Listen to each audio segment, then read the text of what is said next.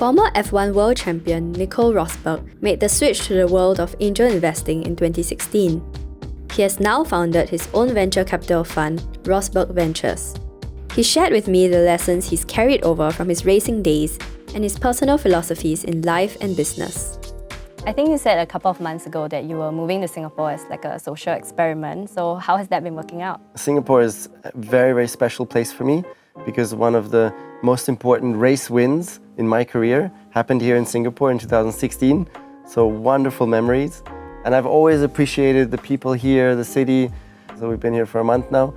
It's been wonderful, really. It's been wonderful. Met a lot of people, very kind people here, very entrepreneurial. What were the challenges that you faced when you first entered the world of business? The challenge is to learn a lot of new things and also to build a brand for myself in the business space, because of course my brand is partially or was the Formula One driver, and in business I also now need to build a new brand of credibility, trustworthiness. Were there skills that you brought over from your days in racing into the business world? First of all, it's just fast execution, and that's something that I've really been able to bring to the business world, and it's worked very well. The second thing is also then I understand better than anybody else the importance of teamwork, because alone in racing you cannot achieve anything.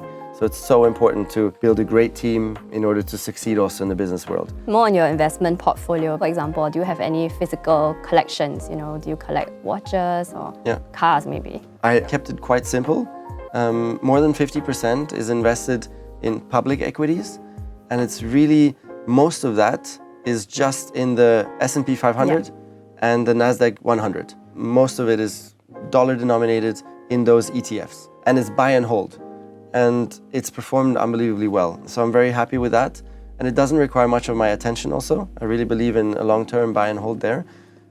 Because the US, for better or worse, is going to be the place in the next decade or so which is going to capture most of the value creation. I mean, you started racing when you were really young, right? Is that sort of strange now when you look back, thinking that you grew up in something that was so targeted and also kind of closed, right? It was an extreme experience, yeah. And it is a business, and you need to be like a businessman in there, because you need to prepare to perfection, you need to work and collaborate with the team perfectly, you need to work on yourself mentally, physically, to really extract 100% of your human potential.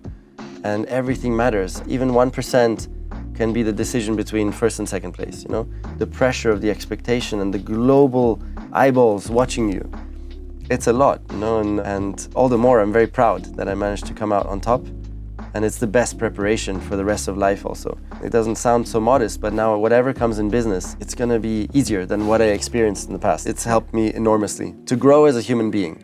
Because when I was young, I wasn't even able to be in front of a classroom and talk about a project. I was so shy and insecure, and that was my greatest horror. And now it's even enjoyable to be on stage in front of 1,000 people, which is a crazy journey for me. I cannot believe that progress happened. And it's just because repetition, and with repetition things get easier. But even yourself, it's one of your first interviews that you are hosting. I know. In front of the TV cameras, and after 1 minute, I see you've even forgotten the TV cameras, and you're right back in your element of hosting great interviews. That's so nice coming from you. I mean, if I could tell my 8-year-old self this would also, I would be shocked, right? That this would be possible. 8-year-old Nico, what would you tell him now?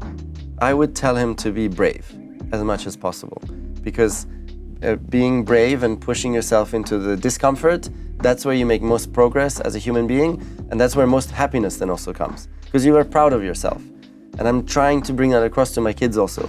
Let's be brave and go through difficult and not avoid those situations. Because very often, the greatest enjoyment is right behind that door of a first moment of suffering, Part of the reason for your retirement was that you also wanted to spend time then with your child, right? Do you think that's something that has been rewarding in the previous few years? Yesterday afternoon, I spent all afternoon at the Singapore Zoo.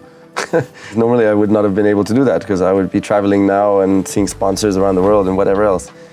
So it has given me a great freedom in life, and flexibility, and that I cherish that a lot, because it allows me to be there in the moments where I want to for my family and my kids, and so that's wonderful. So that really goes nicely into this question actually, which is, what would your perfect day look like?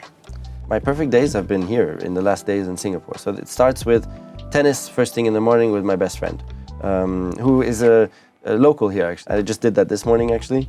Then a wonderful coffee and some breakfast with my wife. After that, meeting someone interesting in Singapore, because there's some amazing entrepreneurs here. Like one of my great encounters is Kevin, who's the founder of Gojek. Super inspiring, to meet these kind of profiles. Then it would be lunch with my wife. We would eat dim sums. And then pick the kids up from school, and I pick them up because it's the wonderful moment when they come running and you hug them, so I pick them up. And then I would go, where would I go with them? Let's go to the zoo. Yeah, that was great yesterday. Because it's also fun for me. So yesterday I saw a giraffe, maybe for the first time, I'm not sure. And then dinner with the kids at 6, bring them to bed early, and then maybe go out to the Hawker Center with my wife.